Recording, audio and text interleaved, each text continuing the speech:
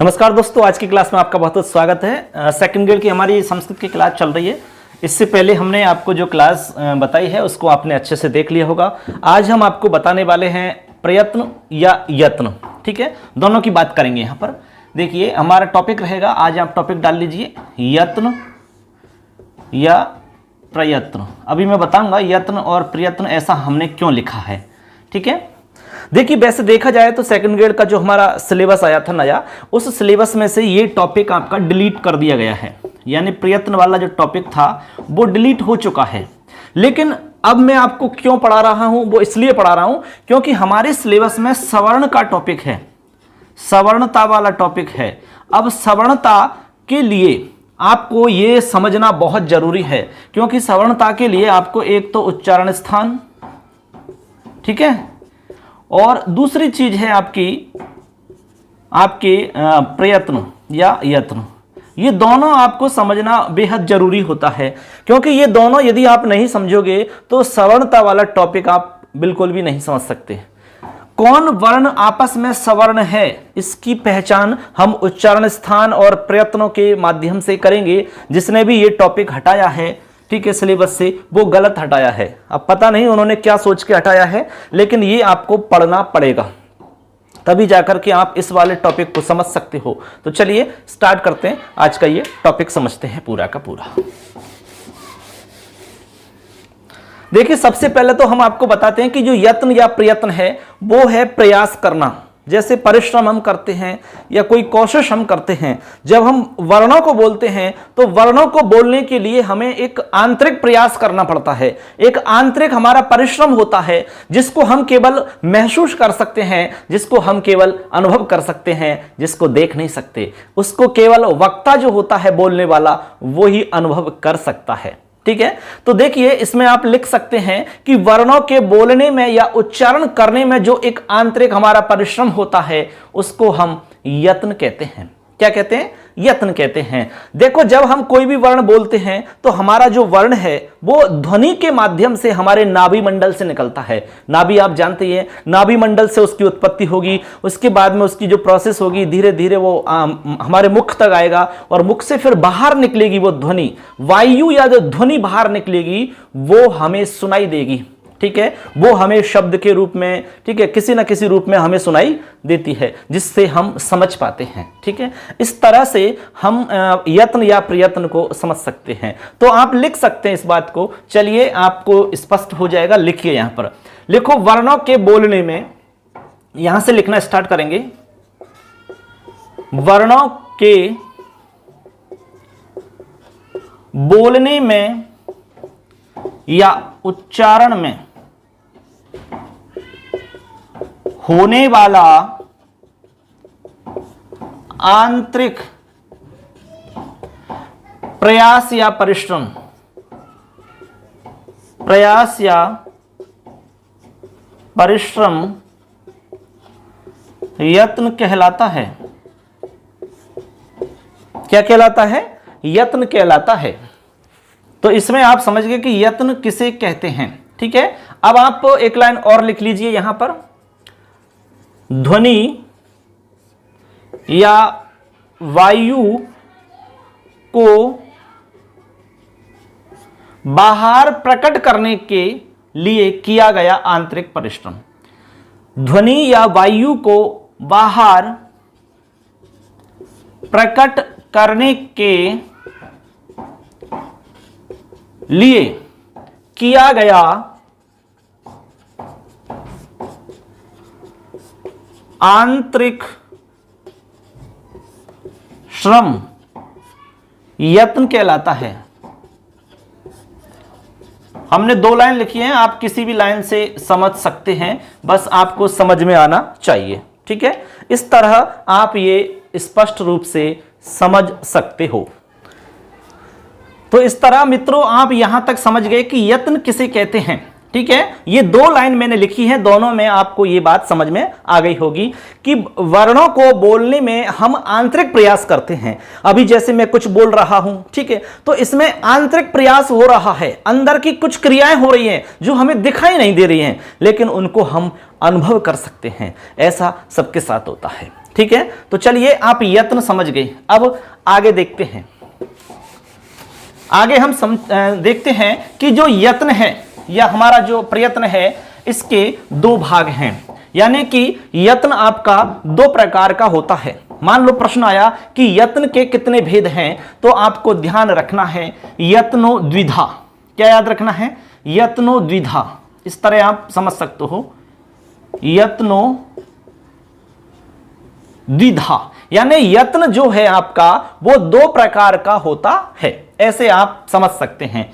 अब दो प्रकार कौन कौन से हैं मैं यहां नीचे लिख रहा हूं, देखिए। आभ्यंतरो बाह्यश्च, आभ्यंतरो बाह्यश्च, ठीक है, यानी कि एक तो होता है आभ्यंतर, आभ्यंतर, एक तो होता है आभ्यंतर प्रयत्न और दूसरा होता है आपका बाह्य यत्न, ठीक है। अब देखो हमने एक में तो प्रयत्न लिखा है, एक में यत्न लिखा है। वो इसलिए लिखा है क्योंकि जो आभ्यंतर है उसमें हमें ज्यादा परिश्रम करना पड़ता है, प्रकृष्ट यत्न हमें करने की आवश्यकता होती है, इसलिए हमने यहां तो लिखा आभ्यंतर। क्या लिखा? आभ्यंतर। आभ्यंतर का मतलब होता है हमारे नाभि मंडल से लेकर के मुख तक जो हम परिश्रम कर रहे हैं वो हमारा इसके अंतर्गत आएगा यहां पर, इसलिए उसको हम कहेंगे प्रकृष्ट यत्न, यानी कि उसमें अधिक परिश्रम की आवश्यकता होती है। उसके बाद में जो वर्ण बाहर आ रहा है ध्वनि के माध्यम से उसको हम कहेंगे बाह्य यत्न, ठीक है। यहां पर हमें विशेष प्रकृष्ट यत्न की आवश्यकता नहीं होती है, इसलिए यहां पर हमने यत्न लिखा। आप स्पष्ट समझ लें कि बाह्य यत्न आपको ध्यान में रखना है और आभ्यंतर के प्रसंग में आपको प्रयत्न ध्यान में रखना होगा। एकदम छोटी छोटी बातें आपको समझाऊंगा जिससे कि कहीं से भी प्रश्न आएगा तो वो गलत नहीं होगा। आपका प्रश्न बनता है कि यत्न कितने होते हैं, तो आपको उत्तर देना होगा द्विधा, यत्नो कतिधा, द्विधा, यत्नो द्विधा, आभ्यंतरो बाह्यश्च। पहला आभ्यंतर याद रखना है, दूसरा आपको बाह्य याद रखना होगा, ठीक है। अब आगे चलते हैं, आगे हम समझते हैं इन दोनों के बारे में अलग अलग डिटेल। चलिए मैं थोड़ा सा और विस्तार से दोनों को बताने का प्रयास करता हूं आपको, जिससे कि आपको ये टॉपिक अच्छे से समझ में आ जाए। देखिए आप लिख लीजिए यत्न करके, इस तरह से आप टॉपिक डाल लो। अब इसके दो हिस्सा हो जाते हैं हमारे, ठीक है। एक तो होता है हमारा आभ्यंतर प्रयत्न, आभ्यंतर प्रयत्न, और इधर आप लिख लेंगे बाह्य यत्न, बाह्य यत्न, ठीक है। इस तरह से आप इसको नोट कर लेंगे। अब देखो आभ्यंतर क्या होता है इसमें समझेंगे हम, यहां पर बाह्य क्या होता है इसमें समझेंगे हम, ठीक है। अब चलिए दोस्तों हम दोनों को अलग अलग समझते हैं। सबसे पहले आभ्यंतर है, आभ्यंतर को आपको समझना है कि बोलने से पूर्व का जो आंतरिक परिश्रम है, बोलने से, वर्ण के बोलने से पूर्व का आंतरिक परिश्रम, ऐसे आप लिख सकते हैं। वर्ण के बोलने से या उच्चारण से पूर्व का आंतरिक परिश्रम, यह आपका आभ्यंतर प्रयत्न कहलाता है। यानी वर्ण के बोलने से या उच्चारण से पूर्व का, जैसे मान लो हम कोई भी वर्ण बोल रहे हैं, अभी जैसा हम बोल रहे हैं, ये बोलने से पूर्व का जो आंतरिक परिश्रम हम कर रहे हैं अंदर ही अंदर, उसको हम कहेंगे आभ्यंतर प्रयत्न। क्या कहेंगे? आभ्यंतर प्रयत्न। यानी वायु रूपी जो ध्वनि है, उस ध्वनि को नाभि मंडल से मुख मंडल तक आने के लिए जो प्रयास किया जाता है, आने के लिए जो परिश्रम किया जाता है, उसको हम आभ्यंतर प्रयत्न के अंतर्गत समझेंगे। कैसे? यानी कि जैसे हमने कहा कि राम, अब राम बोलने में हमें जो एक सेकंड भी नहीं लगी, लेकिन इसमें जो प्रोसेस हुई है वो पूरी की पूरी प्रोसेस अंदर हुई, लेकिन हमें दिखी नहीं। नाभि मंडल से वो ध्वनि उत्पत्ति हुई और उसके बाद में मुख तक आई, मुख तक आने के बाद में बाहर आई और हमें सुनाई दी। ये हमारी एक प्रोसेस होती है किसी भी वर्ण को बोलने के लिए, ठीक ठीक है। तो यहां पर आप दूसरी लाइन लिख सकते हैं कि वायु रूपी ध्वनि को, वायु रूपी ध्वनि को नाभि मंडल से मुख तक लाने का जो प्रयास होता है, मुख तक लाने का प्रयास आंतरिक प्रयत्न कहलाता है। क्या कहलाता है? आंतरिक प्रयत्न कहलाता है। इसका अनुभव केवल वक्ता ही कर सकता है। इसका अनुभव केवल वक्ता ही कर सकता है। इसका अनुभव केवल वक्ता ही कर सकता है। किसका अनुभव? आंतरिक प्रयत्न का अनुभव केवल वक्ता ही कर सकता है। यह आपको समझना है। अभी हमने आपको बता दिया अलग अलग किसका अनुभव, जो हम परिश्रम करते हैं, जो आंतरिक परिश्रम होगा उसका अनुभव केवल वक्ता ही कर सकेगा। अब आती है कि इनकी संख्या कितनी होती है। तो आभ्यंतर प्रयत्नों की संख्या दोस्तों 5 होती है। 5 संख्या होती है इनकी, यानी आभ्यंतर प्रयत्न आपके संख्या की दृष्टि से आपको ध्यान रखना होगा 5। क्या ध्यान रखना है? 5। ठीक है। इसमें 5 और 4 का सिस्टम भी है, तो मैं आपको बताऊंगा कि 5 और 4 का सिस्टम क्या है। देखिए लघु सिद्धांत में आप देखोगे तो लघु सिद्धांत में तो आपको 5 ही मिलेंगे, ठीक है, लेकिन जब सिद्धांत कौमुदी में आप पढ़ोगे तो वहां पे आपको 4 मिलेंगे। ठीक है। अब ऐसा क्यों हुआ अभी मैं आगे बताऊंगा, थोड़ा सा एक बार यहां तक समझ लेते हैं हम। इतना ही हम इसको समझ लेते हैं बाह्य यत्न को। तो यहां पर देखिए बाह्य यत्न में आपको क्या समझना है कि वर्ण के उच्चारण के पश्चात का जो आंतरिक प्रयास होगा, पश्चात, यहां तो था पूर्व का, यानी वर्ण के उच्चारण से पहले का जो प्रयास था वो तो आएगा आभ्यंतर के अंदर, और जो बाद का प्रयास होगा वो आएगा बाह्य के अंदर। बाद का मतलब मुख से बाद में जो हम वर्ण को बोल रहे हैं, ध्वनि को हम बाहर निकाल रहे हैं, फिर वो एक शब्द के रूप में हमें सुनाई दे रही है, उसको हम कहेंगे बाह्य यत्न। ठीक है। इतना डिटेल से समझने की वैसे आवश्यकता नहीं है, लेकिन टॉपिक आपको समझ में आ जाए इसलिए मैं आपको थोड़ी सी बारीकी बता रहा हूं। तो आप यहां पर नोट कर लीजिए, वर्ण के उच्चारण के पश्चात का आंतरिक प्रयास, ठीक है, या फिर आप समझ सकते हैं ध्वनि को मुख से बाहर निकालने का प्रयास या परिश्रम। ठीक है। यानी ध्वनि को मुख से बाहर निकालने का जो प्रयास होता है, जो परिश्रम होता है, कहां से? मुख से बाहर निकालने का। मुख तक लाने का काम तो आंतरिक प्रयत्न का हो गया, अब मुख से बाहर भी तो आएगी वो ध्वनि, तो वो आपकी बाह्य के अंतर चली जाएगी इसमें। ठीक है। ऐसे अब इसका जो अनुभव है, हमने इसमें कहा कि इसका अनुभव केवल वक्ता ही कर सकता है, जबकि यहां पर आपको समझना है इसका अनुभव वक्ता व श्रोता दोनों कर सकते हैं, दोनों को होता है। यह लाइन आप लिख लीजिए, इसका अनुभव वक्ता व श्रोता दोनों को होता है, जबकि यहां पर आपने देखा कि इसका अनुभव केवल वक्ता ही कर सकता है, जबकि बाह्य में अनुभव दोनों को होता है। अब दोस्तों यदि मैं संख्या की बात करूं तो यहां पर आभ्यंतर प्रयत्न तो 5 होते हैं और बाह्य यत्न आपके 11 होते हैं। अब हम आगे इन 11 और 5 को समझेंगे। ठीक है। 5 कौन से होते हैं, 11 कौन से होते हैं, मैं इतना साफ कर देता हूं, उसके बाद में हम इनकी संख्या की बात करेंगे। ठीक है। आपने लिख लिया होगा दोस्तों, इतना आप समझ चुके होंगे। अपना आप ये काफी में नोट कर सकते हैं, नोट्स बना सकते हैं अपने हिसाब से। अब हम संख्या की बात करते हैं इसमें। चलिए, इनकी जो संख्या है, आभ्यंतर प्रयत्न की संख्या की बात करें, इसकी जो संख्या है वो 5 होती है। 5। इसकी संख्या की बात करें तो इसकी संख्या 11 होती है। सबसे पहले हम 5 समझते हैं कि 5 कौन सी होती है। सबसे पहले इसमें है स्पृष्ट, स्पृष्ट 1 नंबर स्पृष्ट। दूसरा ईशत स्पृष्ट, ईशत स्पृष्ट। उसके बाद में ईशद विवृत, ईशद विवृत।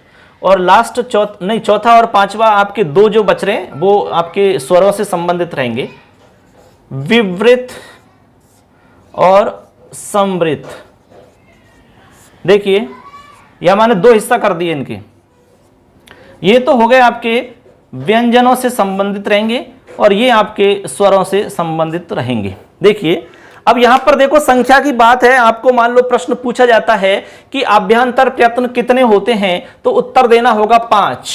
ठीक है, अब कौन से होते हैं, मान लो प्रश्न आ गया कि कौन सा आभ्यंतर प्रयत्न नहीं है, तो ये याद होने चाहिए। इसमें देखिए स्पृष्ट है पहला, तो स्पृष्ट। दूसरा ईषद स्पृष्ट, ईषद विवृत। ये जो 3 हैं ये तीनों के तीनों व्यंजनों से संबंधित हैं। अभी मैं बताऊंगा एक एक को स्पष्ट करके। उसके बाद में चौथा है विवृत और लास्ट है आपका संवृत। ये दोनों के दोनों आपके स्वरों पर आधारित हैं, स्वरों से संबंधित हैं। कैसे हैं वो मैं आपको पूरी डिटेल बताऊंगा, लेकिन अभी सिर्फ संख्या की बात है तो संख्या की बात आपको समझ में आनी चाहिए। अब हम बाह्य में समझते हैं कि 11 कौन कौन से होते हैं। तो चलिए 11 के मैं नाम लिख के बता रहा हूं आपको। यहां देखिए विवार 1, संवार, विवार, समार, श्वास, नाद, श्वास, नाद, घोष, अघोष, घोष, अघोष, घोष, अघोष, अल्प्राण, महाप्राण। और 8 नंबर पे महाप्राण। ये जो 8 आपने लिखे हैं दोस्तों, ये आपके व्यंजनों से संबंधित हैं, 8 के 8। अब आगे 3 बच गए, ये तीनों के तीनों स्वरों पर आधारित हैं। उदात्त,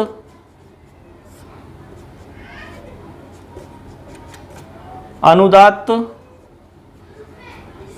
और स्वरित। देखो उदात्त हो गया, अनुदात्त हो गया और स्वरित हो गया, ये 11 हो जाते हैं आपके टोटल। अब देखो यहां पर विवार, समार, श्वास, नाद, घोष, अघोष, अल्प्राण, महाप्राण, उदात्त, अनुदात्त, स्वरित। ये 11 के 11 आपके बाह्य यत्नों में आपको ध्यान में रखने होंगे। इनमें 8 जो हैं ये तो आपके व्यंजनों से संबंधित होंगे और जो 3 हैं ये आपके स्वरों से संबंधित होंगे।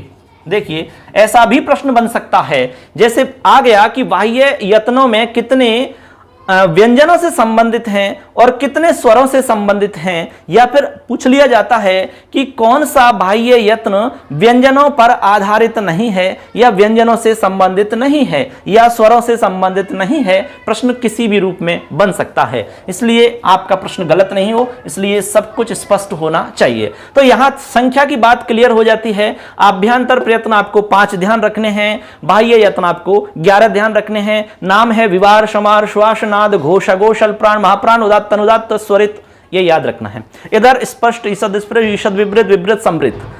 ठीक है, आगे चलते हैं, समझ गए। अब इसमें हम एक एक को अलग अलग बताता हूं, मैं अभ्यंतर को अलग बताऊंगा और बाह्य को अलग बताऊंगा। ठीक है, चलिए इसको हम साफ कर देते हैं, आगे बढ़ते हैं। जो भी इसमें विशेष रहेगा वो भी मैं बता दूंगा। दोस्तों संख्या के प्रसंग में यहां पर कुछ तथ्य आपको ध्यान में रखने होंगे, मैं आपको बता देता हूं यहां पर संख्या की दृष्टि से। देखिए आपको अभी हमने बताया कि वही संख्या आपको 5 ध्यान रखनी है और उधर 11 ध्यान रखनी है। लेकिन यदि स्पेशल पूछा जाता है कि लघु सिद्धांत कौमुदी के अनुसार कितने हैं, लघु सिद्धांत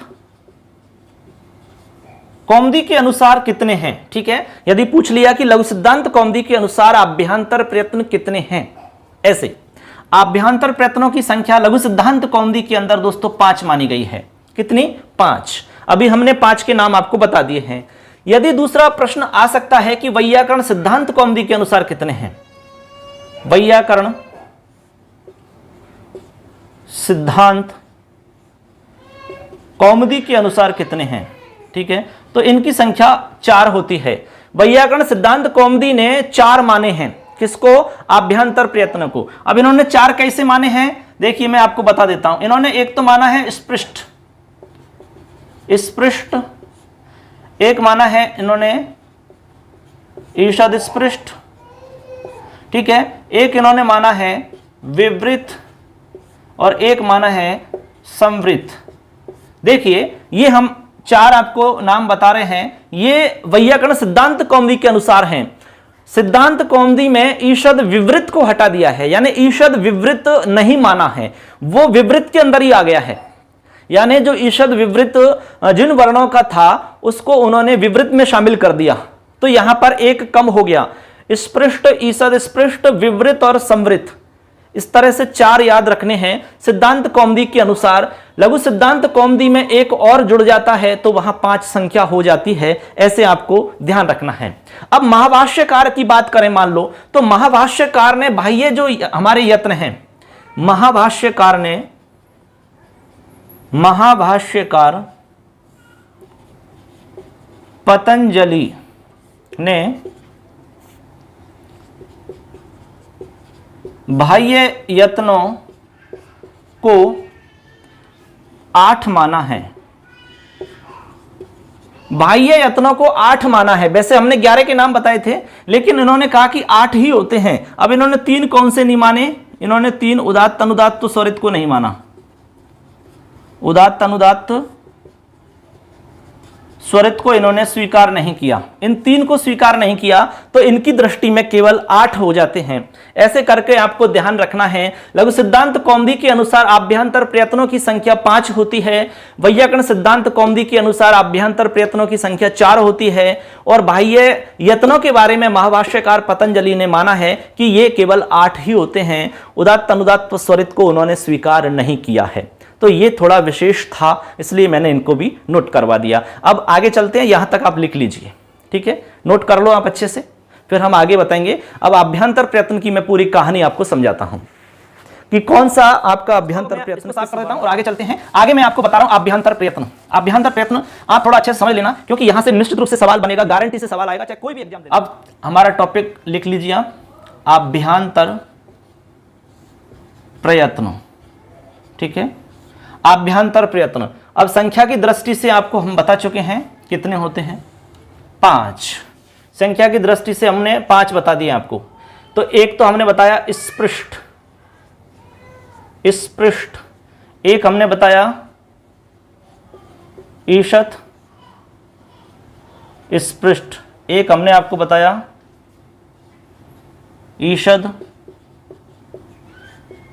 विवृत, ठीक है, और एक हमने बताया विवृत, और एक हमने बताया संवृत। देखिए आप संख्या की दृष्टि से एक एक को अलग अलग समझेंगे। एक हमने कहा कि स्पृष्ट, ईषद स्पृष्ट, ईषद विवृत, विवृत और संवृत, ये 5 हैं हमारे आभ्यंतर प्रयत्न। तो देखिए आगे चलते हैं, ये तो हमने लिख दिया नाम इनका, अब हम एक एक को समझेंगे। जैसे स्पृष्ट के बारे में पूरी जानकारी यहां दूंगा मैं, ईषद स्पृष्ट के बारे में पूरी डिटेल मिलेगी, ईषद विवृत के बारे में पूरी डिटेल मिलेगी, विवृत के बारे में पूरी डिटेल, और संवृत के बारे में पूरी डिटेल यहां पर मैं देने वाला हूं आपको। सबसे पहले हम स्पृष्ट की बात करते हैं दोस्तों। स्पृष्ट देखिए, यानी कि स्पृष्ट जो आभ्यंतर प्रयत्न है ये किन वर्णों का होता है, ये बात समझनी है हमें, यानी कौन से वर्णों का होता है। हम आपको ऑलरेडी बता चुके हैं कि इसमें स्टार्टिंग वाले जो 3 हैं, यहां तक के 3, ये व्यंजनों को मतलब बताने वाले हैं, व्यंजनों से संबंधित हैं 3, और जो लास्ट वाले 2 हैं ये आपके स्वरों से संबंधित हैं। तो इसमें कौन सा व्यंजन है जो कि स्पृष्ट आभ्यंतर प्रयत्न होगा, किस व्यंजन का ईषद स्पृष्ट होगा और किस व्यंजन का ईषद विवृत होगा, यह ध्यान रखना कठिन होता है, लेकिन मैं आपको ट्रिक बताऊंगा, तरीका मैं आपको बताऊंगा, इससे आसानी से याद रख सकोगे आप। चलिए देखते हैं। इसमें मैं आपको संस्कृत की पंक्ति बताऊंगा। संस्कृत की पंक्ति छोटी सी पंक्ति होती है, लेकिन उसमें सारा कुछ स्पष्ट रूप से आ जाता है। तो लिखिए यहां पर, स्पृष्टम प्रयत्नम स्पर्शानाम, एक लाइन लिख रहा हूं मैं यहां पर, स्पृष्टम प्रयत्नम स्पर्शानाम, स्पृष्टम प्रयत्नम स्पर्शानाम, स्पर्शा नाम। देखिए ये जो पंक्ति है छोटी सी, इस पंक्ति में ये सब कुछ बता दिया है इन्होंने कि स्पृष्ट आभ्यंतर प्रयत्न किन वर्णों का होगा। पंक्ति याद रख सकते हो, स्पृष्टम प्रयत्नम स्पर्शानाम, यानी कि स्पृष्ट प्रयत्न जो है वो स्पर्श वर्णों का होता है। ये स्पष्ट हो गया। किन का होता है भैया? स्पर्श वर्णों का होता है। स्पर्श वर्ण तो आप पहले से ही जानते हो, स्पर्श वर्णों का। किसका होता है? स्पर्श वर्णों का, स्पर्श वर्णों का। अब स्पर्श वर्ण संख्या में 25 वर्ण होते हैं। कितने? 25 वर्ण। स्पर्श वर्णों को आप उदित वर्ण भी कहते हैं, वर्ग पंचक वर्ण भी कहते हैं, इसके अलावा वर्गीय व्यंजन भी कहते हैं। ये हमने आपको वर्ण पढ़ाए थे तब सब कुछ बता दिया। तो यहां पर ये पंक्ति याद रख लो आप तो, स्पृष्टम प्रयत्नम स्पर्शानाम, स्पर्श वर्णों का आभ्यंतर प्रयत्न स्पृष्ट होता है। स्पृष्ट। अब स्पर्श वर्णों में 25 वर्ण आते हैं। 25 वर्ण आप जानते हैं, कादयो मावसाना स्पर्शा, ये आपको ऑलरेडी बता चुके हैं, तो मैं आपको शॉर्ट में लिख देता हूं। क से मैं तक के वर्ण, क से मैं तक के वर्ण, यानी कि 5 वर्ग आपके होते हैं, कवर्ग, चवर्ग, टवर्ग, तवर्ग और पवर्ग। ठीक है, कवर्ग, चवर्ग, टवर्ग, तवर्ग, पवर्ग, यहां आप जोड़ लीजिए। इसमें प्रत्येक में 5-5 वर्ण होंगे, तो टोटल आपके 25 वर्ण हो जाएंगे। इन 25 वर्णों का जो आभ्यंतर प्रयत्न होगा वो स्पृष्ट होगा। जैसे मान लो कि किसी ने पूछ लिया, एग्जाम में सवाल आ गया कि क वर्ण से आभ्यंतर प्रयत्न क्या होगा, क वर्ण का आभ्यंतर प्रयत्न बताओ, तो आपको बताना होगा स्पृष्ट। क्या बताना होगा? स्पृष्ट। इसी तरह 25 वर्णों में से किसी भी वर्ण का पूछा जा सकता है। समझ रहे बात को? जैसे मान लो पूछ लिया च का, तो आप च का बताओगे स्पृष्ट। जैसे मान ली पूछ लिया झ का, तो झ का बताओगे स्पृष्ट। मान लो पूछ लिया फे का, तो फे का बताओगे स्पृष्ट। कुल मिलाकर के जो आपके स्पर्श वर्ण हैं 25, उनमें से किसी भी वर्ण का यदि पूछा जाता है तो आपका सिर्फ एक ही जवाब होगा, स्पृष्ट प्रयत्न। क्लियर है?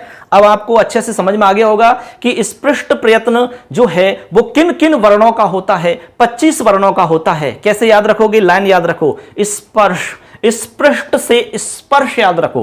ट्रिक बता रहा हूं मैं आपको, ये देखो ट्रिक, आप यहां जोड़िए, स्पृष्ट स्पर्श, याद रहेगा। स्पृष्ट स्पर्श यानी स्पृष्ट स्पर्श का मतलब स्पर्श वर्ण इसमें आते हैं, स्पृष्ट में।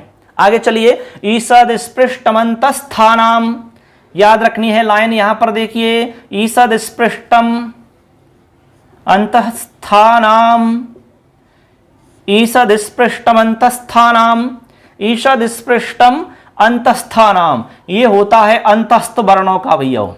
ईसद स्पृष्ट अंतस्थानाम किसका होता है?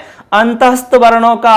अब अंतस्थ वर्ण आप जानते हैं 4 होते हैं, ये, वे, रे और ले। तो ये जो 4 वर्ण हमने लिखे हैं ये किसमें आएंगे? आपके ईषद स्पृष्ट के अंतर्गत आ जाते हैं। तो ईषद स्पृष्ट किन वर्णों का होगा? तो याद रखना है अंतस्थानाम, अंतस्थ वर्णों का होता है। अंतस्थ वर्ण क्या होते हैं ये तो हमने आपको पहले ही पढ़ा दिया है। ठीक है, इनको अर्ध स्वर भी कहते हैं क्योंकि ये स्वरों से बने हुए हैं, इसलिए। तो इस तरह से याद रखना है, ईसद स्पृष्टम अंतस्थानाम, ईसद स्पृष्ट आभ्यंतर प्रयत्न अंतस्थ वर्णों का होता है। आगे चलिए, ईसद विवृतम, ईसद विवृतम याद रखनी है पंक्ति, यहां पर देखिए, ईषद विवृतम, ईषद विवृतम ऊष्मणाम, ऊष्मणाम, देखिए याद रखना है आपको, ईषद विवृतम ऊष्मणाम, ऊष्मणाम का मतलब ऊष्म वर्णों की होते हैं। ईषद विवृतम ऊष्मणाम, ऊष्मणाम का मतलब ऊष्म वर्ण। ऊष्म वर्ण आपको पता है कितने होते हैं भैया? 4 होते हैं। ऊष्म वर्ण कितने होते हैं? 4। अब कौन कौन से होते हैं बताइए? श, श, स और ह, ये आपके ऊष्म वर्ण होते हैं 4। इनका आभ्यंतर प्रयत्न होगा ईषद विवृत। क्या होगा? ईषद विवृत। देखिए यहां तक पहुंच चुके हैं हम, यहां पर 4 वर्ण हो गए, इधर आपके 25 वर्ण हो गए। अब आगे देखिए, ये हमने आपको व्यंजन तो सारे बता दिए। व्यंजन की कहानी यहां तक पूरी हो जाती है। देखिए 25 हमने आपको बताए, फिर 4 बताए, फिर 4 बताए। अब आप जोड़ सकते हैं, ये टोटल कितने हो रहे हैं, 33 हो रहे हैं।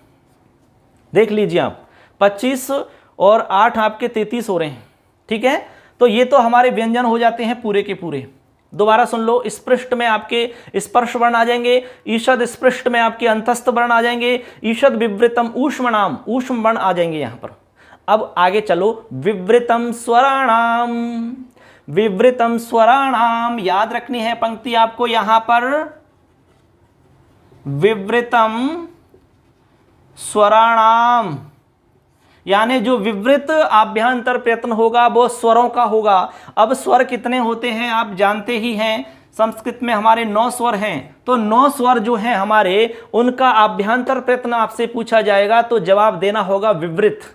क्या देना होगा, विवृत। कोई भी स्वर हो, कोई सा भी स्वर आपसे पूछ लिया जाए कि बताओ ओ स्वर का आभ्यंतर प्रयत्न क्या होगा, जवाब देना है विवृत। पूछ लिया ए का क्या होगा, विवृत। अरे कोई सा हो, 9 स्वर हैं, उनमें से कोई भी स्वर पूछ लो तो वो सारे के सारे स्वर आपके विवृत में आते हैं। क्लियर है। अब समृत बचा, समृत में आपको थोड़ी सी विशेष जानकारी यहां पर आपको रखनी होगी। अब देखिए समृत में क्या है, केवल समृत में ए आएगा, ए। देखिए जो ह्रस्व ए है आपका ये वाला, यानी कि आपका जो ह्रस्व आकार है, इस ह्रस्व आकार की 2 कंडीशन हैं। आपको पता है कि ह्रस्व आकार इन 9 के अंदर भी आ गया, बात समझ रहे हैं आप। ह्रस्व आकार आपके 9 के अंदर भी आ चुका है, लेकिन एक ह्रस्व आकार यहां भी आएगा। अब वो कौन सा आएगा, मैं 2 कंडीशन बता रहा हूं ह्रस्व आकार की। देखिए ह्रस्व आकार के पहले मैं 2 प्रकार बता रहा हूं। एक तो होता है प्रयोग दशा में, समझना अब इस बात को, थोड़ी सी बारीक बात है ये। एक होता है आपकी प्रक्रिया दशा में, प्रक्रिया दशा में, बात समझना आप। एक तो ह्रस्व आकार आपका होगा प्रयोग दशा के अंदर।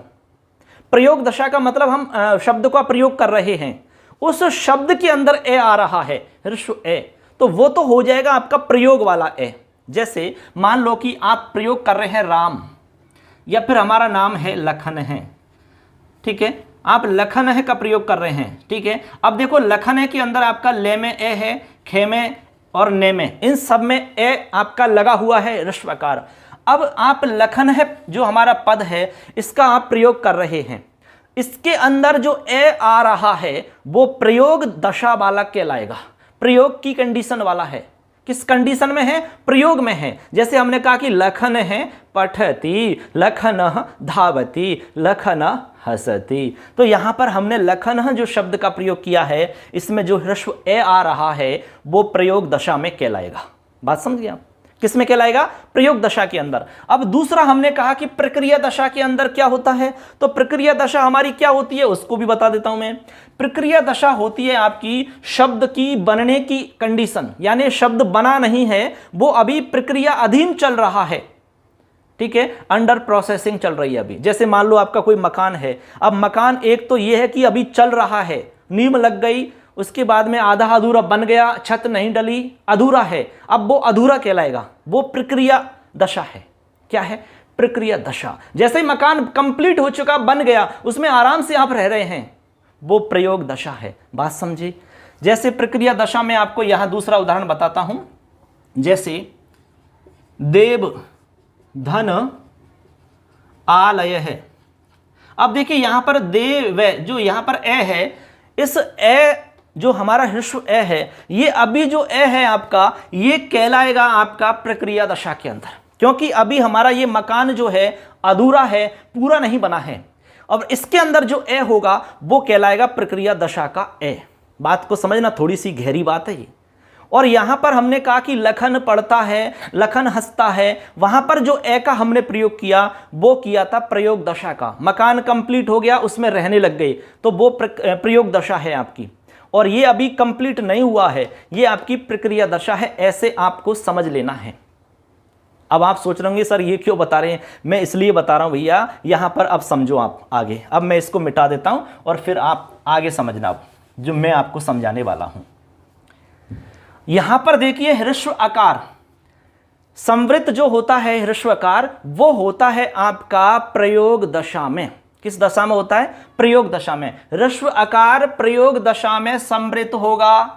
ह्रस्व आकार, जो ह्रस्व आकार है आपका, ये प्रयोग दशा में, प्रयोग दशा में संवृत्त होगा, संवृत्त होता है, ऐसे समझ लो। और प्रक्रिया दशा के अंदर विवृत होगा, ऐसे समझ लो। प्रक्रिया दशा में विवृत होगा। ठीक है, इसको थोड़ा साफ लिख लेना आप। अब देखो ये दोनों कंडीशन आप समझ गए। प्रयोग दशा में मान लो सवाल कैसे आ सकता है वो सुनो आप। सवाल बहुत ही अच्छा यहां से बनता है। सवाल बन सकता है कि ह्रस्वस्य अवर्णस्य प्रयोग दशायाम भवति। प्रयोग दशा में ह्रस्व आकार होता है, संवृतम, विवृतम, स्पृष्टम, ईषद स्पृष्टम। उत्तर देना होगा आपको, प्रयोग दशा में संवृतम भवति। कैसा होता है? संवृत होता है। प्रश्न आ गया कि प्रक्रिया दशायाम ह्रस्व आकारः भवति। प्रक्रिया दशा में, हमने कहा कि प्रक्रिया दशा में है, मकान बना नहीं है, अभी प्रक्रिया चल रही है, तो वो आपका कहलाएगा विवृत। अब इसको मैं शॉर्ट तरीका बता रहा हूं आपको, ट्रिक, कंफ्यूजन नहीं हो इसलिए ट्रिक बता रहा हूं मैं। देखिए यहां बता रहा हूं मैं ट्रिक, आपको हमेशा के लिए याद हो जाएगा। संवृत कब होगा और विवृत कब होगा। देखो संवृत का मतलब आपको समझना है सही। संवृत से आपको याद रखना है सही, बिल्कुल सही है, मकान एकदम सही है। एकदम सही कब होगा? जब कंप्लीट हो जाएगा। ठीक है, उसमें आप गृह प्रवेश इत्यादि कर लोगे तो वही तो सही कहलाएगा। तो यहां तो आपका जो होगा वो होगा प्रयोग दशा में। प्रयोग दशा बिल्कुल सही कहलाती है। और विवृत में आपकी बिगड़ी हुई दशा, बिगड़ी हुई स्थिति, यानी अभी काम फैला हुआ है, मकान का काम चल रहा है, पत्थर पड़े हुए हैं, सीमेंट पड़ा हुआ है, छत बिखरी हुई है, छत अधूरी है, ठीक है, इधर उधर सारा मामला गंदा पड़ा हुआ है। इसका मतलब विवृत स्थिति है, वो बिगड़ी हुई स्थिति है, उसको कहते हैं प्रक्रिया। तो प्रक्रिया होती है बिगड़ी हुई स्थिति। बिगड़ी हुई स्थिति का मतलब प्रक्रिया, और बनी हुई स्थिति कंप्लीट यानी कि प्रयोग के लायक है तो समृद्ध है। ऐसे आपको इसमें समझना होगा दोस्तों। तो यहां तक आप समझ गए होंगे, उम्मीद है हमें। तो इसमें हमारा पूरा अभ्यंतर प्रयत्न का जो चैप्टर है वो कंप्लीट हो जाता है। इसमें आपको कोई भी दिक्कत हो तो आप हमें सवाल कर सकते हैं दोस्तों। वैसे हमने पूरा समझाने का प्रयास किया है, आपको दिक्कत नहीं आएगी। इसमें सिर्फ आपको एक एक पंक्ति याद रखनी है। सबसे पहले स्पृष्ट में याद रखनी है, स्पृष्टम स्पृष्टम प्रयत्नम स्पर्शानाम, यानी कि स्पृष्ट अभ्यंतर प्रयत्न स्पर्श वर्णों का होता है। स्पर्श वर्ण 25 होते हैं, ठीक है, ऐसे। इसके बाद में ईषद स्पृष्टम अंतस्थानाम, अंतस्थ वर्णों का ईषद स्पृष्ट अभ्यंतर प्रयत्न होगा। ईषद विवृत जो होगा वो ऊष्म वर्णों का होगा, ऊष्म वर्ण 4 होते हैं। विवृत जो अभ्यंतर प्रयत्न होगा वो स्वर वर्णों का होगा, स्वर आपके 9 होते हैं।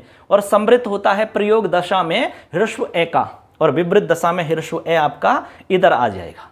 ऐसे आपको समझ लेना है। उम्मीद करते हैं आपको यहां तक अच्छे से क्लियर हो गया होगा। अब एक बात यहां क्लियर हो जाती है कि प्रत्येक वर्ण का एक एक अभ्यंतर प्रयत्न होता है।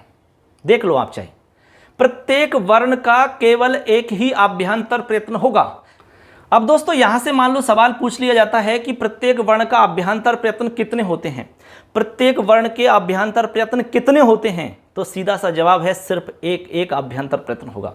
आप देख सकते हैं, कोई भी वर्ण देख सकते हैं। जैसे मान लो क वर्ण है, इस क वर्ण के अभ्यंतर प्रयत्न सिर्फ एक ही हो सकता है, और ये आता है स्पर्श वर्णों में, तो स्पृष्ट का ये स्पर्श में आ जाएगा स्पृष्टम। ठीक है, मान लो पूछ लिया ले का बताओ, तो ले का आपको पता है एक ही होगा, क्या होगा, ईषद स्पृष्टम। किसने पूछ लिया से का बताओ, तो ईषद विवृत हो जाएगा। स्वरों का बताओ तो ये हो जाएगा। केवल एक एक होगा आपका, सिंगल सिंगल होगा बस। ठीक है, तो यहां तक क्लियर है। चलो आगे चलते हैं। अभ्यंतर प्रयत्नों का चैप्टर हमारा कंप्लीट हो चुका है। अब हम आगे बाह्य का टॉपिक पढ़ेंगे दोस्तों। तो चलिए इसको साफ कर देते हैं और आगे समझते हैं बाह्य प्रयत्न। तो दोस्तों यहां तक हमारा चैप्टर कंप्लीट हो जाता है। ये हमारा पूरा अभ्यंतर प्रयत्न से संबंधित जो हमारा प्रसंग था एकदम अच्छे से हमने समझाने का प्रयास किया है। उम्मीद करते हैं आपको अच्छे से समझ में आ गया होगा। अब आगे चलते हैं, इसको साफ कर देता हूं और अगला हमारा टॉपिक रहेगा बाह्य यत्न। बाह्य यत्न हम 11 पढ़ेंगे, 11 के बारे में पूरी डिटेल से आपको बताऊंगा। चलिए आगे चलते हैं, इतना आप इसको लिख लीजिए। चलिए दोस्तों आगे चलते हैं। अब हम आपको बता रहे हैं बाह्य यत्न। इससे पहले हमने अभ्यंतर प्रयत्न के बारे में पूरी डिटेल आपको बताई। अब इसमें मैंने आपको यहाँ पर सारा मैटर लिख दिया है, जिससे कि आपका समय थोड़ा सा बच जाएगा। ठीक है, अब एक एक को मैं समझाऊंगा। तो इससे पहले मैं आपको समझा चुका हूँ कि बाह्य यत्न क्या होते हैं। यानी वर्णों को बोलने के बाद में जो हम आंतरिक प्रयास करते हैं, ठीक है, जो हमारा अभ्यंतर प्रयत्न का प्रयास हो जाता है, उसके बाद में जैसे मुख से बाहर वर्ण आते हैं, हमारे पश्चात वाला जो हमारा कार्य होता है वो बाह्य यत्न के अंतर्गत आता है। इनकी संख्या हमने आपको बताई कि इनकी संख्या टोटल 11 होती है। इनकी संख्या 11 होती है। पतंजलि ने इनमें 8 बताई है संख्या, तो वो मैं आपको बता चुका हूं। अब इनको एक एक को समझा रहा हूं मैं। यहां पर देखिए कितने हैं, 1 2 3 4 5 6 7 8। ये जो 8 आप देख पा रहे हैं, इनका संबंध व्यंजन वर्णों से है। कितने वर्णों से? व्यंजन वर्णों से। दोस्तों देखिए यहां पर संख्या देखिए एक बार, कितने मैं आपको समझाने वाला हूं। 1 2 3 4 5 6 7 और 8। यहां पर 8 हमारे बाह्य यत्न हैं। इन 8 बाह्य यत्नों को मैं यहां पर समझाऊंगा। ये 8 के 8 जो हैं आपके किसके अंतर्गत आते हैं? ये आते हैं व्यंजनों से संबंधित हैं, यानी व्यंजनों के अंतर्गत आएंगे ये। इसके बाद में जो 3 बच गए, वो 3 आपके किस में आएंगे? स्वरों से संबंधित होंगे 3। उनको भी मैं बताऊंगा, लेकिन सबसे पहले हमें ये समझने हैं। दोस्तों ये थोड़े से जटिल रहते हैं, लेकिन मैं आपको प्रयास करूंगा कि आपको समझ में आ जाए, बिल्कुल भी दिक्कत आपको नहीं आएगी। चलिए देखो, सबसे पहले हम समझते हैं विवार, श्वास और अघोष बाह्य यत्न किन किन वर्णों के होते हैं, ऐसे आपको समझना है। किन वर्णों के बाह्य यत्न विवार, श्वास, अघोष होते हैं। चलिए इसके लिए पंक्ति याद रखनी है आपको। संस्कृत में एक पंक्ति है, संस्कृत में क्या बहुत ही शॉर्ट पंक्ति होती है, उसमें सारा कुछ बता दिया जाता है। देखिए, खरो विवारा श्वासा घोषाश्च। कह रहे हैं कि खर जो प्रत्याहार है आपका, खर प्रत्याहार, प्रत्याहार मैं आपको पढ़ा चुका हूं, तो प्रत्याहार बनाना आप जान गए होंगे। यहां पर खर प्रत्याहार की बात चल रही है। खर, देखिए खर। अब खर प्रत्याहार में आपको ख से स्टार्टिंग करनी है, जब तक रे नहीं मिल जाए आप तब तक आपको चलना है। तो खर प्रत्याहार में कौन कौन से वर्ण आएंगे भी आपको पता होना चाहिए। खर प्रत्याहार का मतलब होता है पहला वर्ण और दूसरा वर्ण खर के अंदर आएंगे। कौन सा? पहला और दूसरा। तो मैंने यहां पर लिखा है इसको स्पष्ट करने के लिए, खर को पहला वर्ण और दूसरा वर्ण खर के अंदर आएगा। इसके अलावा तीनों प्रकार के हमारे से खर में आ जाते हैं। श और से, ये तालव्य शकार, ये मूर्धन्य शकार, ये आपका दंत्य सकार। तो इन वर्णों को यदि हम मिला के नाम दें तो इनका नाम हो जाएगा खर। क्या नाम हो जाएगा? खर। देखिए पहला और दूसरा ये प्रत्येक वर्ग का है, यानी कि क वर्ग में से पहला दूसरा लेना है, जैसे कि क ख, च वर्ग में से च छ, ट वर्ग में से ट ठ, ऐसे ही प वर्ग में से प फ, ऐसे ही आपका जो भी वर्ग है तो आपको पहला और दूसरा लेना होगा। तो ऐसे करके पांचों वर्गों में से पहले दूसरे लेंगे तो कितने हो जाएंगे? 10। कितने हो जाएंगे? 10 हो जाएंगे। और 3 ये रहे, तो खर में टोटल आपके 13 वर्ण होते हैं।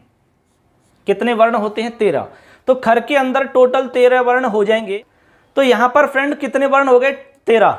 इन 13 वर्णों का जो बाह्य यत्न होगा वो होगा विवार, श्वास, अघोष। एक नहीं होगा, तीनों होंगे। एक नहीं है, यानी कि तीनों होंगे, ग्रुप में होंगे ये। जैसे मान लो आपसे पूछ लिया, जैसे मान लो पूछा कि कै वर्ण है हमारा, कै वर्ण, इस कै वर्ण का बाह्य यत्न बताओ। तो कै वर्ण का बाह्य यत्न एक नहीं है, 3 है। विवार भी होगा, श्वास भी होगा, अघोष भी होगा। यदि ऑप्शन में 2 आ रहे हैं तो 2 कर दीजिए, 1 आ रहा है तो 1 कर दीजिए, तीनों आ रहे हैं तो तीनों करने हैं। ये आपके ऊपर डिपेंड करता है, समझना है आपको बस। इनके तीनों होंगे। पूछ लिया कि इस से का बताइए दंत्य सकार का बाह्य यत्न क्या होगा, तो दंत्य सकार का बाह्य यत्न विवार, श्वास, अघोष तीनों होंगे, एक नहीं होगा। ऐसे बात समझ गए आप? ऐसे तीनों होंगे इसमें। इसके अलावा भट्टोजी दीक्षित ने और भी बताए। इसमें क्या बताया उन्होंने कहा कि विसर्ग का बाह्य यत्न विवार, श्वास, अघोष होता है। इसके अलावा जिह्वा मूलीय और उपदमानीय का भी होता है, और यम वर्ण जो हमने आपको 4 बताए, ठीक है, उनका भी बाह्य यत्न आपका विवार, श्वास, अघोष होता है। तो ऐसे करके आपको इनको भी याद रखना है। ये भट्टोजी दीक्षित जी ने बताए हैं अलग से। तो आपको सामान्य तौर पे तो याद रखना है पहला, दूसरा, श और आपके ये विसर्ग, जिह्वामूलीय, उपदमानीय और यम वर्ण। क्लियर है? अब देखो आपको कैसे याद रख सकते हैं, एक ट्रिक बता रहा हूं मैं आपको। यहां पर ट्रिक ये है, जैसे आपको पता है कि आप कभी मंदिर पर जाते हैं तो आप प्रसाद इत्यादि चढ़ाते हैं, तो कितने का चढ़ाते हैं भाई? हाँ, कोई 11 का चढ़ाता है, कोई 21 का, 51 का, 101 का। ऐसा हम इसलिए चढ़ाते हैं क्योंकि इसमें हमारा घोर विश्वास होता है, अरे भाई 51 का चढ़ाओ प्रसाद, आपको निश्चित रूप से सफलता मिलेगी, मनोकामना पूर्ण हो जाएगी, नौकरी लग जाएगी। 51 रुपये का प्रसाद, आप भगवान को प्रसाद बोलते हैं, हे भगवान मुझे पास करवा दो, मैं आपको 101 का प्रसाद चढ़ाऊंगा, मैं आपको 51 रुपये का भोग चढ़ाऊंगा। बोलते कि नहीं ऐसा? कभी कभी आपने ही बोला होगा। ठीक है ना। तो यहाँ पर हमारा कहने का मतलब है, मैं एक ट्रिक पे ले जा रहा हूँ, ऐसा हम इसलिए करते हैं क्योंकि हमारा उसमें बहुत ज़्यादा विश्वास होता है, और जो बहुत ज़्यादा होता है उसको हम कहते हैं घोर। जैसे घोर अंधेरा छा जाता है तो बहुत ज़्यादा अंधेरा, उसको ही तो घोर कहते हैं। और जहां पर हमारा विश्वास नहीं होता है, बहुत ज़्यादा नहीं होता, उसको कहते हैं अघोर। तो घोर का उल्टा अघोर होगा कि नहीं होगा? ऐसे। तो अब मैं आपको ट्रिक बता रहा हूं 12 में। अब आपने कभी 12 का प्रसाद चढ़ाया क्या? मंदिर पे गए हो, कभी 12 रुपये का प्रसाद चढ़ाया आपने? नहीं चढ़ाया होगा, जीवन में कभी नहीं चढ़ाया होगा, क्योंकि 12 के प्रसाद चढ़ाने में आपका विश्वास नहीं है, इसीलिए इसमें कहेंगे अघोर विश्वास। 12 में अघोर विश्वास है सर, 12 में अघोर विश्वास है सर। 12 का मतलब हो गया पहला वर्ण और दूसरा वर्ण, 12 में अघोर विश्वास है सर। अघोर का मतलब हो गया अघोष, ठीक है, अघोर विश्वास है, तो वी का मतलब हो गया विवार, और श्वास का मतलब विश्वास का मतलब श्वास। देखो मैं लिख के बता रहा हूं, 12 में अघोर विश्वास है सर। आप लिख सकते हैं, यहाँ थोड़ी सी जगह की कमी पड़ रही है, मैं इसलिए लिख के नहीं बता रहा हूँ, यहाँ लिख के बता रहा हूँ मैं, फिर मिटा दूंगा। 12 में अघोर विश्वास, ठीक है, 12 में अघोर विश्वास है सर।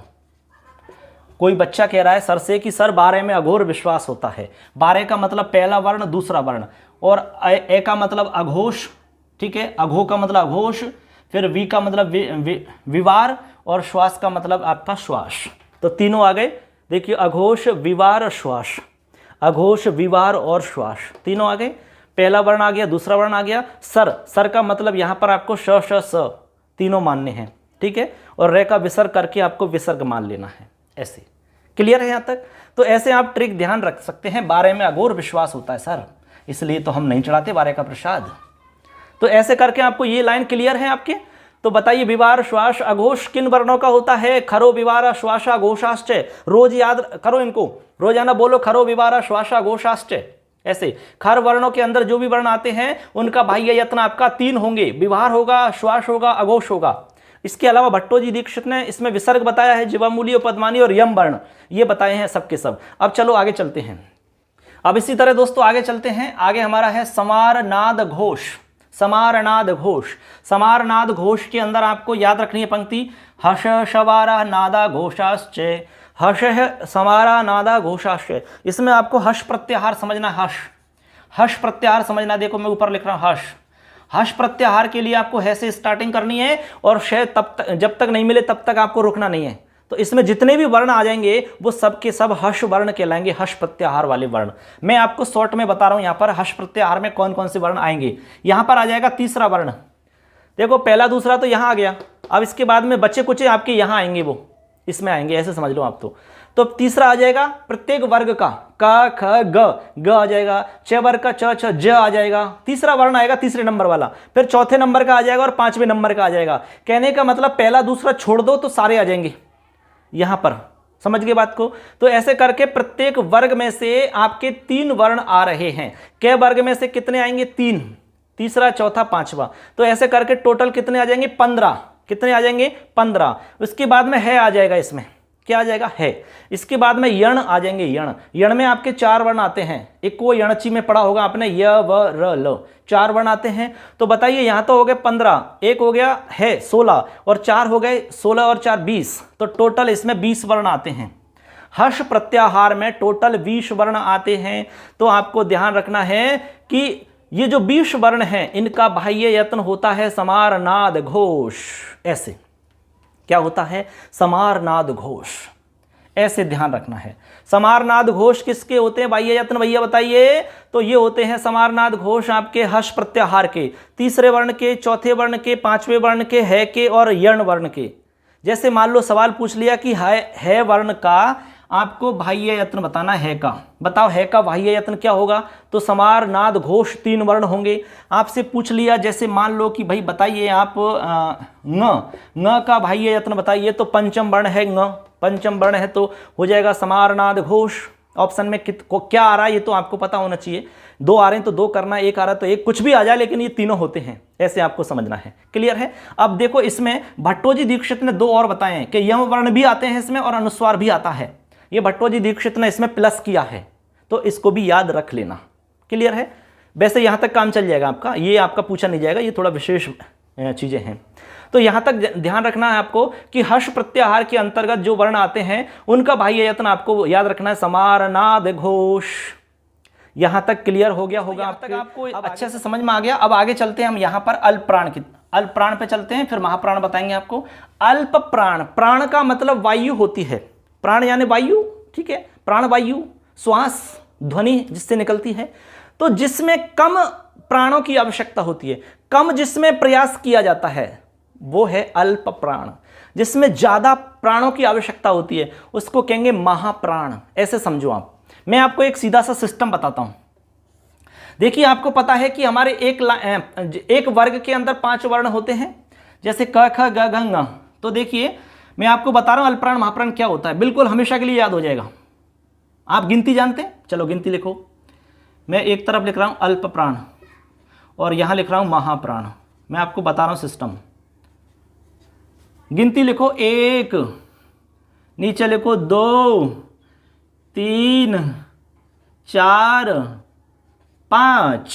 अब 6 होता नहीं है, छठवां वर्ण 5 ही तो होते हैं भैया। 6 होते तो हम 6 भी लिख देते हैं, हमें क्या दिक्कत है? अब बताइए, ये सिस्टम बन गया हमारा।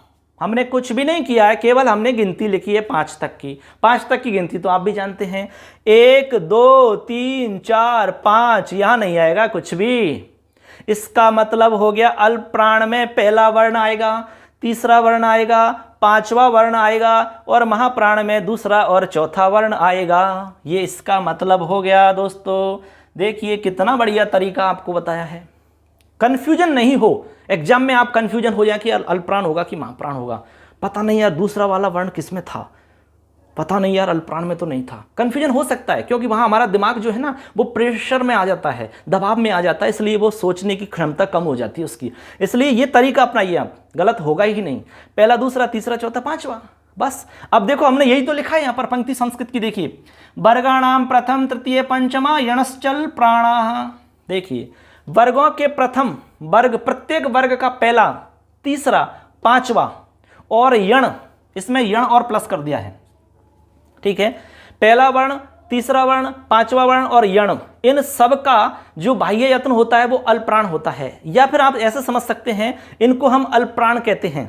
पहले वर्ण को, तीसरे वर्ण को, 5वें वर्ण को और यण वर्णों को। यण में आपके य, व, र, ल 4 वर्ण आते हैं। इन सब को हम कहते हैं अल्प प्राण।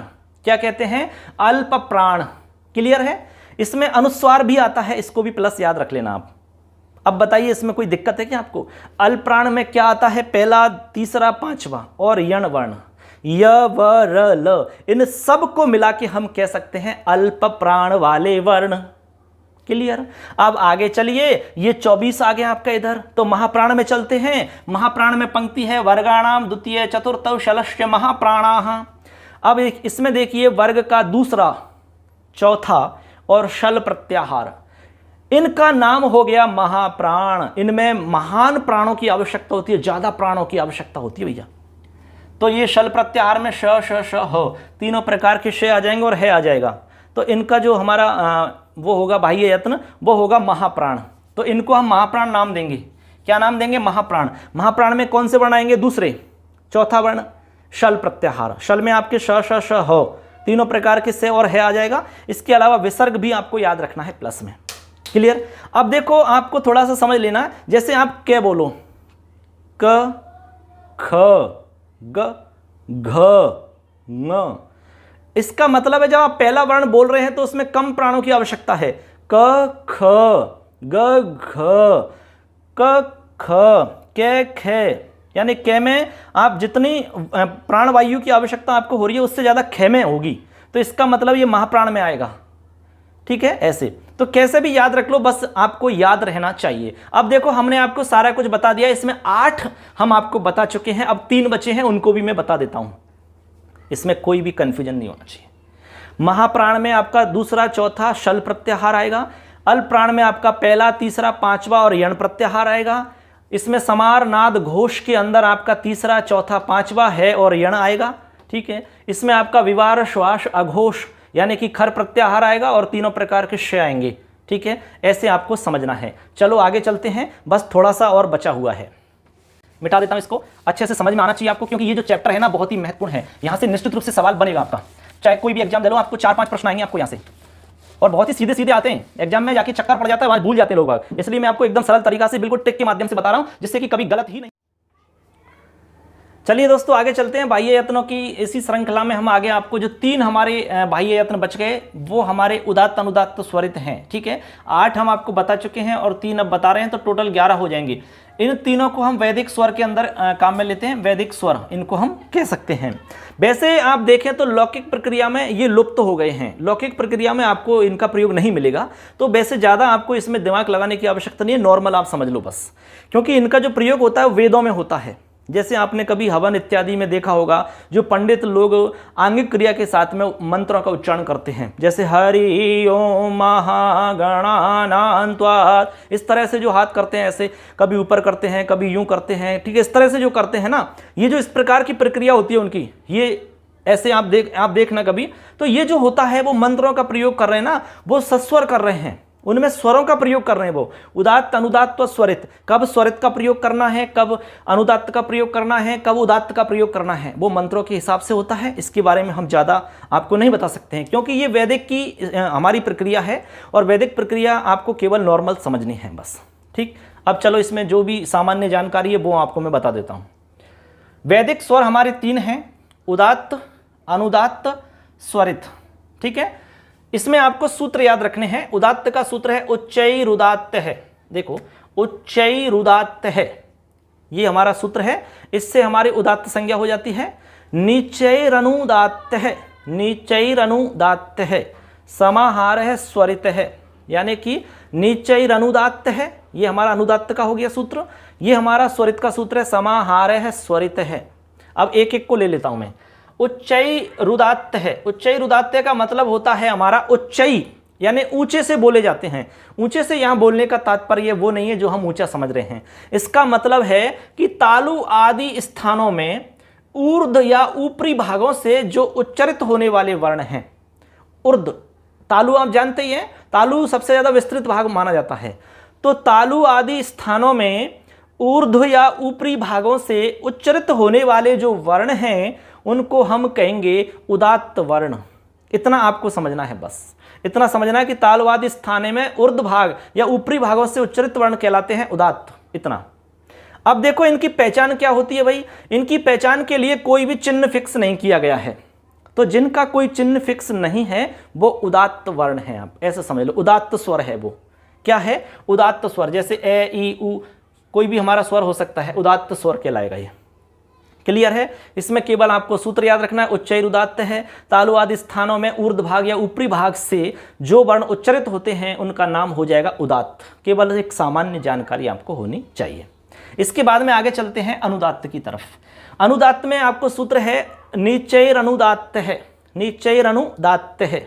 तो यहाँ देखिए ये नीचे ही यानी नीचे से मतलब तालु आदि स्थानों में अधोभाग या नीचे के भागों से उच्चरित वर्ण हैं। तालु आदि जो हमारा तालु है उससे नीचे का जो भाग है, तालु आदि से नीचे का भाग, तालु आदि स्थानों में अधोभाग जो है हमारा, वहां से उच्चरित जो वर्ण होंगे उनको हम कहेंगे अनुदात्त। क्या कहेंगे? अनुदात्त। अब इसकी हमारे वैदिक प्रक्रिया में चिन्ह होता है अनुदात्त का, वो आपको ध्यान रखना है। अनुदात्त का चिन्ह होता है, हमने लिख दिया यहां पर, इसकी पहचान नीचे पड़ी हुई रेखा, जिसको हम क्षितिज रेखा कहते हैं, क्षितिज, नीचे पड़ी हुई रेखा दिखेगी। जैसे हमने ए लिखा तो नीचे इस तरीका से जो रेखा बन रही है, ये जो चिन्ह लिखा है ना, ये चिन्ह आपका अनुदात्त का चिन्ह है, ऐसे समझ लेना आप। जब कोई वैदिक मंत्र आप देखोगे तो इस तरह का चिन्ह लगा हुआ है, मान लो कहीं पर भी, तो समझ जाना कि अनुदात्त है वो। ऐसे इस तरीका से समझ रहे ना, ऐसे करेंगे और ऊपर ऐसे जाएगा तो इसका मतलब स्वरित हो रहा है वो। स्वरित कब ऐसे होगा? तो यहां पर आपको समझ में आ गया, ये वाला चिन्ह जो है इसको हम क्षितिज रेखा कहते हैं और ये है अनुदात्त का चिन्ह। क्लियर है, इसमें कोई खास बात नहीं है। निश्चय अनुदात्त सूत्र। चलिए दोस्तों, अभी आपको यहां पर हम बता रहे थे अनुदात्त, ठीक है। तो अनुदात्त के बारे में आप अच्छे से जान चुके हैं कंप्लीट। उदात्त आपको हमने समझा दिया है, अनुदात्त आपको समझा दिया है, ठीक है। अनुदात्त के लिए आपको हमने पहचान बता दी है कि इसके अंदर आपको नीचे पड़ी हुई रेखा नीचे दिखेगी इस तरह से, जिसका नाम क्षितिज रेखा होता है, जो कि यहां पर मैंने लिख भी दिया है। अब हम समझते हैं स्वरित। स्वरित के लिए आपको सूत्र याद रखना है, जैसे स्क्रीन पर आपको दिख रहा है, समाहार है स्वरित है, ठीक है। समाहार है स्वरित है, इसका मतलब होता है कि उदात्त और अनुदात्त का जो समाहार है उसको हम स्वरित कहते हैं। बात समझ रहे हैं, यानी कि इसमें आपका उदात्त आ जाएगा और अनुदात्त आ जाएगा, दोनों का मिक्स हो जाएगा यहाँ पर रूप, इस तरीका से मान लो आप, ठीक है। दोनों का जब समाहार हो जाएगा तो उसका नाम हो जाएगा स्वरित, ठीक है। अब इसमें कैसे होगा दोनों का समाहार, देखिए इसके लिए भी यहाँ पर मैंने लिख दिया है जिससे कि बात स्पष्ट हो जाए आराम से। देखिए आप देखिए यहाँ लिखा हुआ है, इसका प्रारंभिक अर्धभाग उदात्त होगा तथा अंतिम जो अर्धभाग है वो अनुदात्त होगा।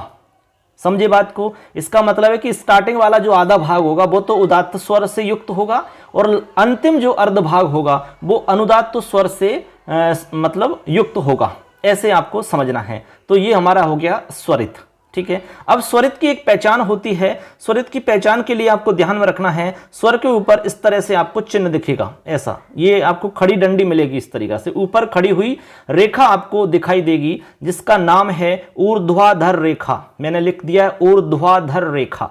जैसे मान लो कि हमारा कोई स्वर है, जैसे मैं ए स्वर पे लगा के दिखाता हूं, जैसे हमारा ए स्वर है ये, ठीक है, इस पे मान लो इस तरीका से हमारा लगा हुआ है ये डंडा, तो समझ जाना कि ये आपका स्वरित का स्वर है। किसका है? स्वरित वाला स्वर है। और ये आपको वेदों में मिलेगा, आपको सामान्य तो मिल नहीं से रहा, तो वेद आप पढ़ोगे कभी देखोगे मंत्र इत्यादि तो वहां आपको मिलेगा, अन्यत्र नहीं मिलेगा, ऐसे आप समझ लेना। तो इसके अंदर एक आपका उदाहरण है जो प्रसिद्ध हमारी सिद्धांत कौमुदी के अंदर दिया हुआ है, वो मैंने यहाँ लिखा है, क्व वो श्वा। अब दोस्तों देखो, मैं आपको यहाँ पर थोड़ा सा अच्छे से जूम करके दिखा रहा हूँ। देखो इसकी जो पहचान है वो है, ऊपर खड़ी रेखा होती है, इसमें ऊर्ध्वाधर रेखा इसको कहते हैं, और इस तरीका का चिन्ह होता है इसमें। देखो यहाँ पर मैंने उदाहरण लिखा है क्व वो श्वा, ये एक प्रसिद्ध उदाहरण है। इसके अंदर आप देख रहे हैं क्व पे ऊपर एक डंडी लगी हुई है, ये वाली, ये डंडी देखो आप यहाँ खिंच रही है ऊपर, और वो अश्वा यहाँ पर आपको ये डंडी दिख रही है, ये वाली डंडी। तो ये जो डंडी दिख रही है आपको, इसी डंडी को हम क्या कहेंगे भाई? इसको कहेंगे स्वरित का चिन्ह है ये, ऐसे आपको समझ लेना है। तो उम्मीद करते हैं आपको ये बात समझ में आ गई होगी। इसमें वैसे बहुत ज़्यादा कुछ आपको दिमाग नहीं लगाना है, इतना ही समझना है। नॉर्मल आपको इनके एक तो सूत्र याद रख लेने हैं, ठीक है। जैसे उदात्त का उच्चैर उदात्त सूत्र हो गया, और अनुदात्त का निचैर अनुदात्त हो गया, स्वरित का समाहार है स्वरित हो गया, इनके चिन्ह याद रख लेना, ठीक है। अब जैसे उदात्त का चिन्ह होता नहीं है, अनुदात्त का चिन्ह होता है, नीचे पड़ी हुई रेखा होती है, स्वरित की ऊपर डंडी रहती है, ठीक है। अब चलते हैं आगे, अब हम निष्कर्ष की तरफ चलते हैं। अब तक हमने जितना कुछ समझ लिया है उसके आधार पर हम निष्कर्ष निकालते हैं। अब वो मैं आपको बता रहा हूं, यहां से आपके प्रश्न बनेंगे सीधे सीधे। चलिए देखते हैं। सबसे पहला मैं आपको विशेष में बता रहा हूं, देखिए नंबर 1 पे, उदात्त अनुदात्त और स्वरित, ये वेद पाठी अपने उच्चारण में इन तीनों वर्ण धर्मों का प्रयोग करते हैं, उपयोग करते हैं। मतलब सीधा सा ये है कि जो हमारे वेद पाठी होते हैं, वेदों को पढ़ने वाले होते हैं, वेदों का पाठ करने वाले होते हैं, वो तीनों स्वरों का प्रयोग करते हैं, उदात्त अनुदात्त और स्वरित। वही जानते हैं भाई, वही समझते हैं, तो वो उनका प्रयोग करते हैं, क्योंकि वो मंत्र सस्वर मंत्र उच्चारण करते हैं, स्वर के सहित में मंत्रों का पाठ करना, ठीक है, ऐसे। इसके बाद में है लौकिक उच्चारण में अब ये तीनों लुप्त हो चुके हैं। लौकिक उच्चारण में जो हम लोक में उच्चारण करते हैं वेद को छोड़ करके, वहां पर ये लुप्त हो चुके हैं, वहां पर आपको इन स्वरों का प्रयोग देखने को नहीं मिलेगा। बात समझ गए? ऐसे इनका यदि प्रयोग देखना है तो कभी जैसे कोई वैदिक मंत्रों का उच्चारण जो सस्वर कर रहा हो, ठीक है, जो स्वर के साथ में करना जानता, उनका आप देख सकते हैं, वहां आपको पता चलेगा कि किस तरह इन तीनों का प्रयोग किया जाता है। चलिए आगे देखते हैं। अगली इसमें विशेष लाइन है हमारी, प्रत्येक वर्ण का एक एक ही आभ्यंतर प्रयत्न होता है। ये मैं आपको पहले बता चुका हूं, आपको दोबारा से रिवाइज कर रहा हूं, मैं यहां पर समराइज कर रहा हूं, स्पष्ट कर रहा हूं। यहां पर जो हमने अब तक सीखा है उसके आधार पर निष्कर्ष क्या निकल रहा है, ठीक है, वो मैं आपको बता रहा हूं। तो प्रत्येक वर्ण का एक एक आभ्यंतर प्रयत्न होगा, चाहे कोई भी वर्ण है उसका एक से ज्यादा आभ्यंतर प्रयत्न नहीं हो सकता। एक तो ये लाइन समझ गए। अगली लाइन है प्रत्येक स्वर के तीन तीन बाह्य यत्न होते हैं, यानी प्रत्येक स्वर के, कोई भी स्वर हो सकता है। मान लो पूछें कि प्रत्येक स्वर के कितने बाह्य यत्न हैं, मान लो आपसे पूछा जाए कि प्रत्येक स्वर के कितने बाह्य यत्न हो सकते हैं, या कोई स्वर का नाम दे दिया, जैसे कि दे दिया कि ए स्वर के बाह्य यत्न हैं कितने, 3, उदात्त अनुदात्त स्वरित, ये 3 बाह्य यत्न होंगे। बात समझ लेना, एक तो ये बात आपको याद रख लेनी है। और यदि व्यंजन की बात करें तो प्रत्येक व्यंजन के 4 बाह्य यत्न होते हैं। अब कैसे होते हैं सुन लो आप। हमने बाह्य यत्न टोटल 11 बताए और 11 में से हमने 8 बताए जो व्यंजनों से संबंधित हैं। बात समझना, कितने बताए थे, 8। अब यहां कहा जा रहा है कि प्रत्येक व्यंजन के 4 बाह्य यत्न होते हैं, यानी 4 हो सकते हैं। कैसे हो सकते हैं, या तो किसी व्यंजन का बाह्य यत्न होगा विवार श्वास अघोष, या तो ये 3 होंगे, या फिर समारनाद घोष होगा, और या फिर अल्पप्राण और महाप्राण में से कोई एक होगा। जैसे मान लो किसी का समारनाद घोष है, जैसे मान लो कि हमारा तीसरा वर्ण है कोई, अब तीसरा वर्ण का होता है समारनाद घोष। हमने कहा कि तीसरा चौथा पांचवा समारनाद घोष में जाएगा, तो तीसरा वर्ण हो जाएगा के ख ग। जैसे कि मान लो गे है, ठीक है, के खे गे। अब गे का मान लो पूछते हैं कि भाई गे का आप बताइए बाह्य यत्न क्या होगा, तो आपको बताना होगा समारनाद और घोष। एक तो ये हो गया। इसके अलावा ये गे जो है आपका, ये अल्पप्राण और महाप्राण के अंदर भी आएगा।